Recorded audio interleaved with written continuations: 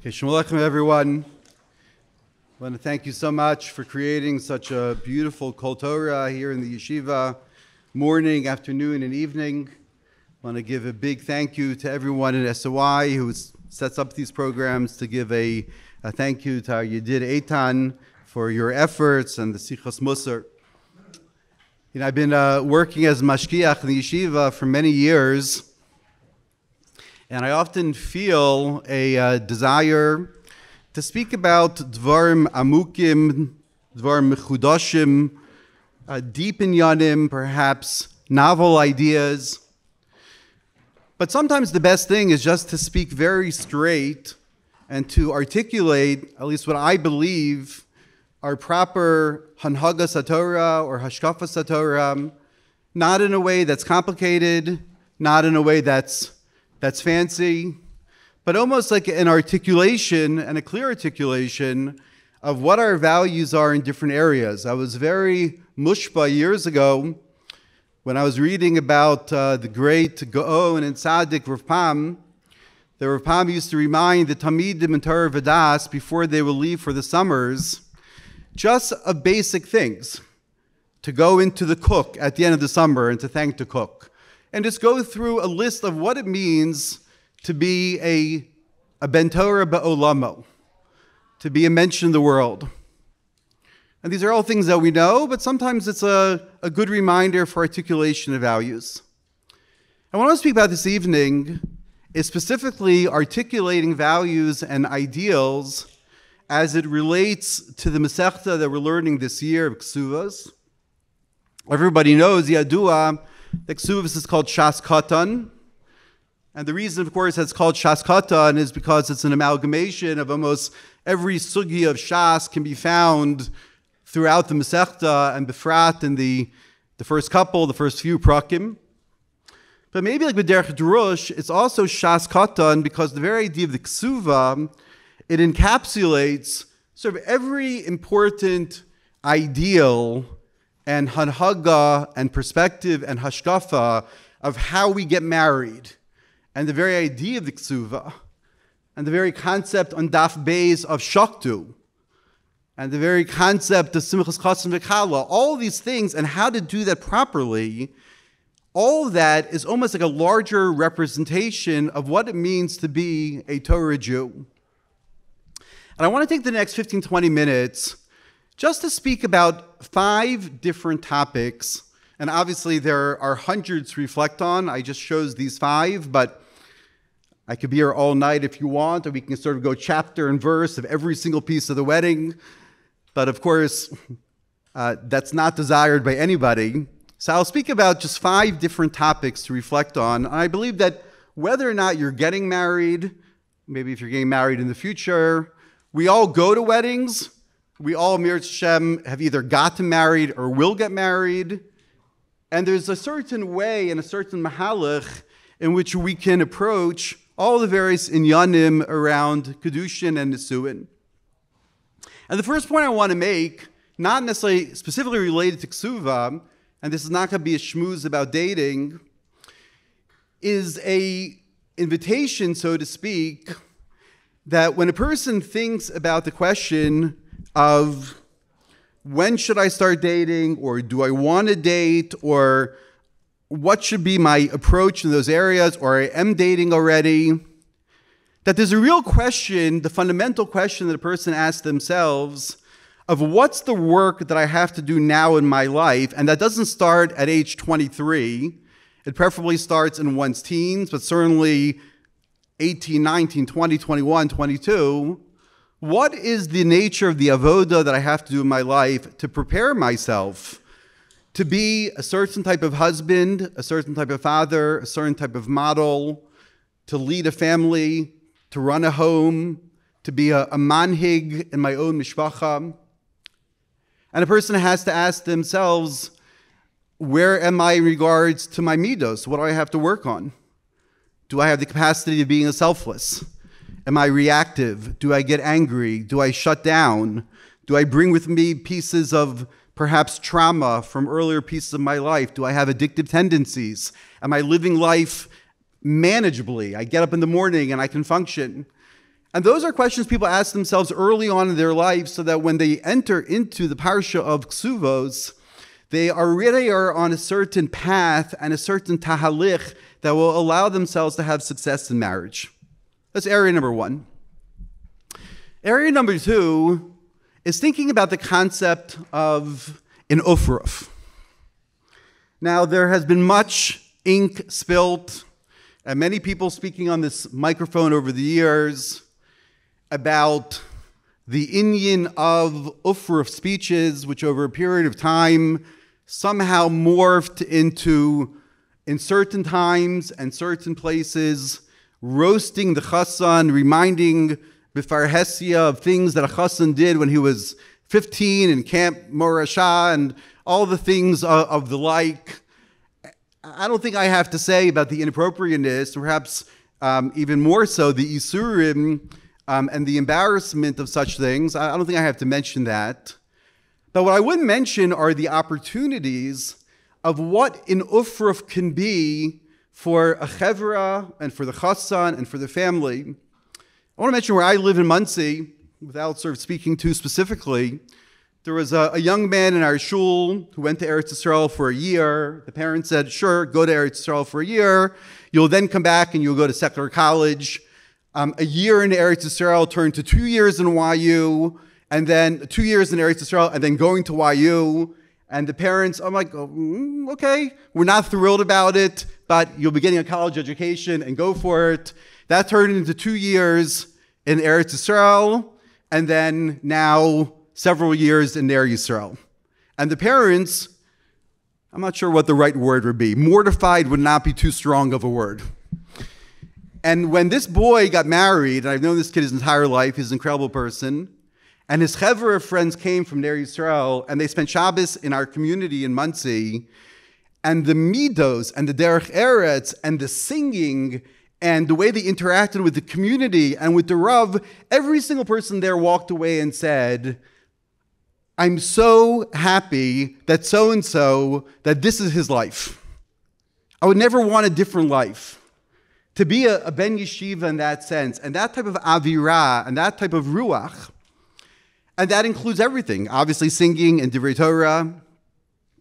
That includes texting the parents after an ufruf and saying, what a beautiful Shabbos. Thank you so much for opening our homes.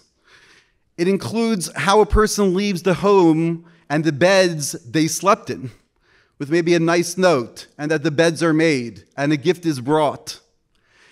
That includes going to the Rav of the shul after he speaks Shabbos morning, interacting with the Rav and speaking and learning and mentioning something about the shul, what a beautiful place it is. It means if there are grandparents who are there to interact with the grandparents, what nachas that is. There is simply the right way that a person lives their life that encapsulates all of that and more of the way that a person of Torah sensitivities lives their life every weekend, every day, every Shabbos. And those opportunities are most prevalent sometimes in a setting like an ufruf, to misamech the chassan and kala and the family and the community, and to leave a roshem of what it means to be a person who sits in a beis medrash. It's the third area that I want to mention, and that's the area of simchas chassan v'kala. Of course, we know that according to some Rishonim is a kiyum doraisa. We know the way the Gemara speaks about simchas chassan v'kala in the most elevated ways. I want to mention three quick ha'aros about the ideas of simchas chassan v'kala. The first one is, and this is not like musar, it's just a reflection, that the Gemara speaks about in Megillah and other places, mevatlan Talmud Torah, for the purpose of achnasas kala. And there's a question of, what does that mean? Does that mean if a person is just walking by, there's a wedding procession, I get up and I join them? Or does it mean that I leave night seder and I go to a simcha hall to be with them and I should leave what I'm doing to go? And the Rishonim and the Acharonim, the Nezer HaKodesh and others, they say it really depends on the person and the situation.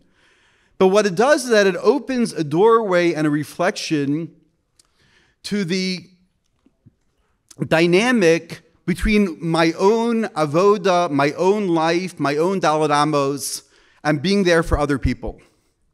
When is it that I need to be there for somebody else? I go to their vort, and I go to the wedding, and I drive to wherever, and I fly out to Seattle, and I go to, because that person needs me there, and I should be there. When are there times where my own life takes priority, or the life of my family takes priority? Who am I in relationship to the Balei Simcha? And all these things are things that you grapple with now in your life, and for the rest of your life. When do I live in the world of my own Daled Amos? When should I be pushing myself to be part of somebody else's life? And it is a constant reflection. Who am I? Where should I be? Where should I have an impact? When do I turn inwards? And these are things that come up in many areas, but especially many people who know you can be going to weddings and vorts and l'chaims and everywhere, every night. And how do I sort of like navigate that world? That's one point. Another point, and I don't have a lot of pet peeves in the world, although to be honest, probably if my family was here, they would say, you say you don't have a lot of pet peeves, but then all of a sudden you have a list of like 95 different pet peeves. But I hope I don't have a lot of pet peeves. One of them is that if a person has to go to a wedding in the Sands or Crest Hollow or Lakewood or here and there, the girsa, the sprach that you hear from people is like, ugh, it's such a schlep. I'm schlepping, I was going there, I have to go there tonight, I have to drive down here. A person goes to do a dvar mitzvah, the energy towards that dvar mitzvah should be, what is chus that I get to go to so-and-so's wedding? And I can be there for them. And I can rejoice with them. It's this only singular moment in their life. And I drive down the Garden State Parkway, and yes, are you allowed to say that you're tired? Of course. Are you allowed to say that it's a lot? Of course.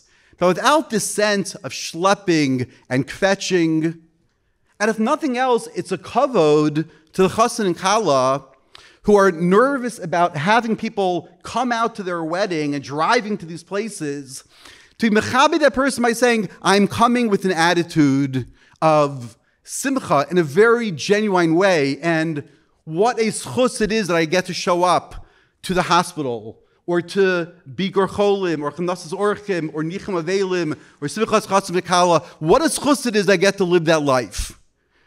Without the negativity that often you hear in people's lips, and we should just, there's no place for it almost. And a third piece of Simchas Chatzim V'Kala is that, as people probably know, without going into the entire sugya, there are many different shitas about how a person is mekayim Simchas Chatzim V'Kala. Is it through brachos? The Gemara says in Meseches brachos through milei, which might be divrei bracha, maybe milei b'dichusa, maybe through rikudim, which is a little bit what the Gemara implies in the second parak of Kesuvos. It's a difficult Gemara, Ketzad Merakdim, Kalana v'chasuda. So what is the nature of the Simchas Chatzim V'Kala? Is it maybe just by being there for certain people?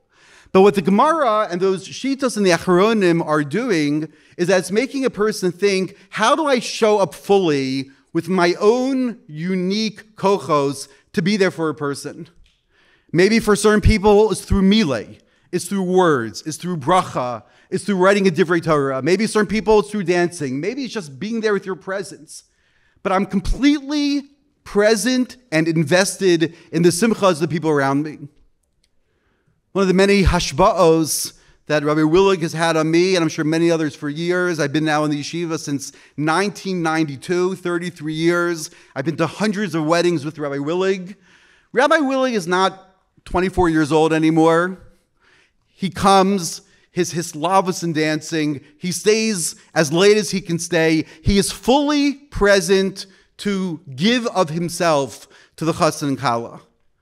No one's standing in the back. I'm fully present in the lives of my friends and my family to be there for them. And again, there's a way to live one's life where a person is fully engaged in that.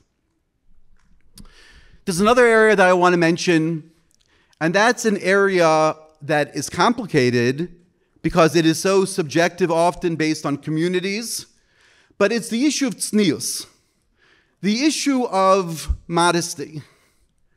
And we know through the writings of the Maharal and Netzach Yisrael and in other places that it is specifically in the areas that are most central to us, that are most valuable to us, that are most meaningful to us, the most meaningful moments, it's there that we infuse those moments with the greatest level of tznius and kedusha. That we think of the wedding as the beginning of a Zman Kadosh, a Bayis Kadosh. And how do I create an environment at the wedding and in other ways that feels just on a basic, simple level, tznius, modest? And what that is so dependent on communities. But something that person sort of think about in dress, in behavior, in dancing, in interactions between men and women. I'm sure throughout the course of Kislev, throughout the course of Hanukkah, you'll hear 8,000 times the question of the Beis Yosef, which I won't mention now. And second line to the question of the Beis Yosef is the question of the Pnei Yoshua, of Tumah Hutra B'Kodesh. And therefore, why do the Chashmonayim have to find Shemen Tahora? Couldn't they just use Shemen Tameya? And the basic idea given in the Bali Musar is that when you begin a Zman of Kedusha and a Zman of anointing and a Zman of creating a new Makom, it's the highest levels of standards. And a Chas and Kala walk into their house. This is our home. This is our Mizbeach. It's not a place where we want to talk about people and Lashon Hara. It's a place where we want to have the highest levels of Kedusha and Tznius in our lives, and of course that is so dependent on different communities and different customs and different standards. And lastly, I want to speak about a different issue of Tznius. Also, an equally, if not more so, complicated area, and that's the issue of Tznius, and perhaps maybe even more articulately, the idea of pashtus and simplicity, and that life is lived most beautifully when it is somewhat internal, when it is private, when it's not showy, when it's simple. My father grew up in Flatbush in the 1940s. His bar mitzvah was in 1953. And the simcha of the bar mitzvah, I don't want to surprise anybody, there were no yarmulkes with his initials on it. There were no dancers who came, which dancers might be great. The simcha was they moved the furniture for my grandmother's, our grandparents', like teeny apartment in Brooklyn, where they had brought in all of their relatives who were refugees from Europe, and they filled the bathtub with ice, and they threw a giant carp into the bathtub. And that was the bar mitzvah, which I'm not recommending at all. And then time moves on, and the community has a little bit more money, and standards change. I remember when I got married almost exactly 30 years ago to the day, 30 years ago this February, you had a band, and there was no such thing called a singer, there was no such thing called that. Your father-in-law gave you a shas, you bought your future daughter-in-law a sheitel, whatever it is, and shalom al Yisrael. And then as time goes on, the standards of everything elevate and elevate and elevate, so that now, at least in my community in Muncie, the standard is a shas, a $4,000 watch, a bracelet for the kala, a this for the that, and this for this. And then the question is, are any of those things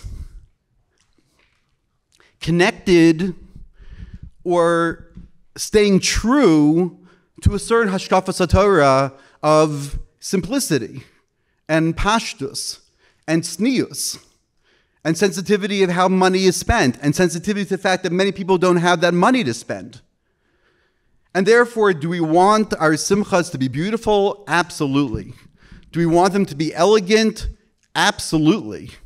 Right? There's value in beauty. There's value in elegance.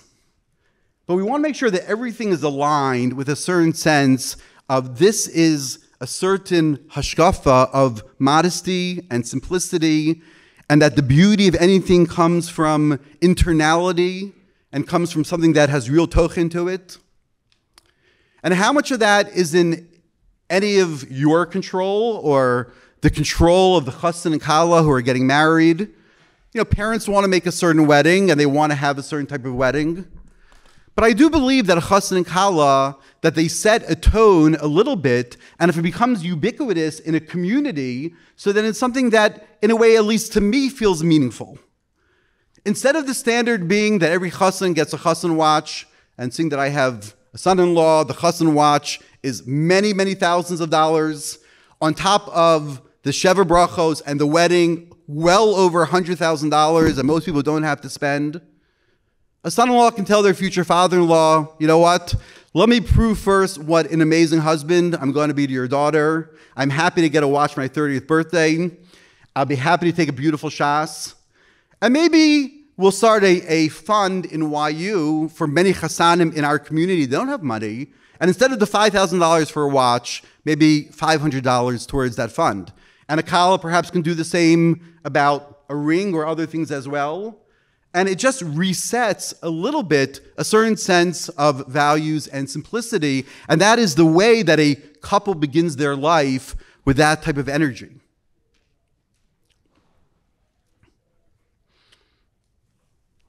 If these are things that we can be mukuyam in our lives, if we can prepare ourselves properly for the next stage of our lives in relationships, if we can view something like an ufruf of an opportunity to display and project the beautiful life of what it means to be a Ventura with our midos, if we can fully inhabit simchas chassan v'kala, to give our full selves to that.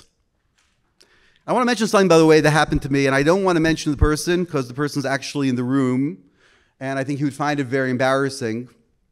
But I want to tell you something that happened at my wedding, again, 30 years ago.